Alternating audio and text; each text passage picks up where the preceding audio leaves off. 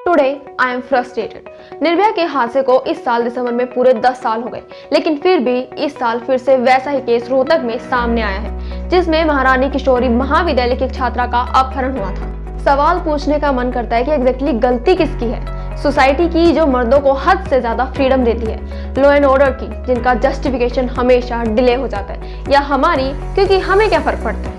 हमें ऐसे क्राइम्स की मानो आदत सी हो चुकी है। ये विक्टिम सिर्फ एक नंबर बन चुकी है। तो चलिए आज कुछ और नंबर जानते हैं। 2019 में in total 32,000 crimes against women registered हुए थे और इनमें से सिर्फ 1/4 अपराधियों को ही अरेस्ट किया गया। That means there are 4 crimes every hour happening against women in our country.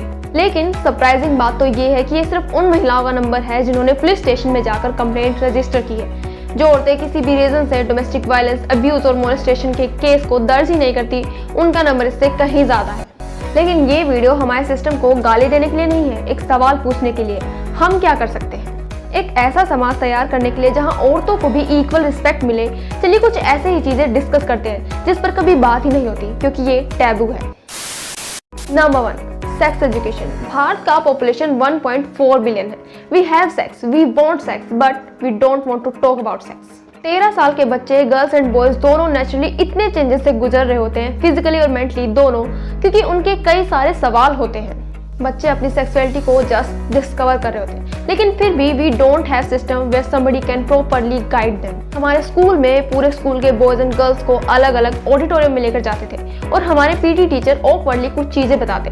सवालों का जवाब नहीं मिलता था, अनकंफर्टेबल सवालों को डोज किया जाता था। और ये प्रॉब्लम सिर्फ हमारे स्कूल में नहीं, हम लोगों के घर में भी होती है। But kids are curious, they have questions. आप उनके सवालों का जवाब देना टाल सकते हैं, लेकिन उनकी क्यूरियोसिटी को मार नहीं सकते। अगर प्रॉपर सोर्स नहीं तो कहीं और से सही बच्चे चीजें सीख ही जाते हैं। कई बार ये अजम्पशंस भी बना लेते हैं। एजुकेशन जहाँ पीछे छूट रहा है, वहाँ पेरेंट्स को अपने बच्चों को सही गाइडेंस देने की जरूरत है। So don't shy, talk to your kids. Number 2, media की क्या रिस्पॉन्सिबिलिटी है? क्या मुन्नी को बदनाम होने की जरूरत है और शीला की जवानी का हमें क्या? गंदी बात करने पर गाने क्यों बनते हैं? बात सिर्फ हिंदी मूवीज की नहीं, वुमेन ऑब्जेक्टिफिकेशन रीजनल मूवीज में भी होता है। इनफैक्ट बहुत ज्यादा होता है। नहीं, ये हमारे कल्चर, हमारी सभ्यता वाला लेक्चर नहीं है। बोल्ड सब्जेक्ट पर मूवीज बननी चाहिए। सब्जेक्ट का कॉन्टेक्स्ट इंपॉर्टेंट है। ये समझना जरूरी है कि कौन सा क्राउड इस मूवी को देखने वाला है और उन पर इस मूवी का क्या इम्पैक्ट होने वाला है। कई मूवीज इस टॉक्सिक मस्कुलिनिटी को बढ़ावा देती है। लड़कों को बैड बॉय वाली हरकतें कूल कैसे बने ये बताती है और जाने अनजाने में एक रिग्रेसिव माइंडसेट को इम्पोज करती है। हम हमारे फिल्म स्टार को हीरो कहते हैं, उनकी बातों से इन्फ्लुएंस होते हैं। डोंट यू थिंक कि एक ऐसी इंडस्ट्री को जो पूरे देश में गहरा इम्पैक्ट करती है, थोड़ा और रिस्पॉन्सिबल होने की जरूरत है? तो हम क्या कर सकते हैं? As an audience, stop going for movies that have a strong objectification of women. लोग कहते हैं जो बिकता है वही ज्यादा दिखता है। Consumer is a king. Then stop consuming toxic content and show them that this is not acceptable and that we want something different, we want something better. Number 3, ये पॉइंट थोड़ा कंट्रोवर्शियल हो सकता है, but let me finish first. Make prostitution legal. Australia, Germany, New Zealand, इन देशों में prostitution legal है। Germany में उन्हें हेल्थ इंश्योरेंस भी मिलता है और वो टैक्स भी पे करते हैं। बट प्रोस्टिट्यूशन को इलीगल रखने से वो रुकता तो नहीं है, तो क्यों ना उसको सही तरीके से लीगलाइज किया जाए, उसको रेगुलेट किया जाए, ताकि सेक्स वर्कर्स को भी एक लीगल स्टेटस मिले, उन्हें क्रिमिनल्स का दर्जा ना मिले। Sex workers are human being and they have entitled to a life of dignity. और ये तब तक पॉसिबल नहीं होगा जब तक सोसाइटी उन्हें क्रिमिनल की तरह देखेगी।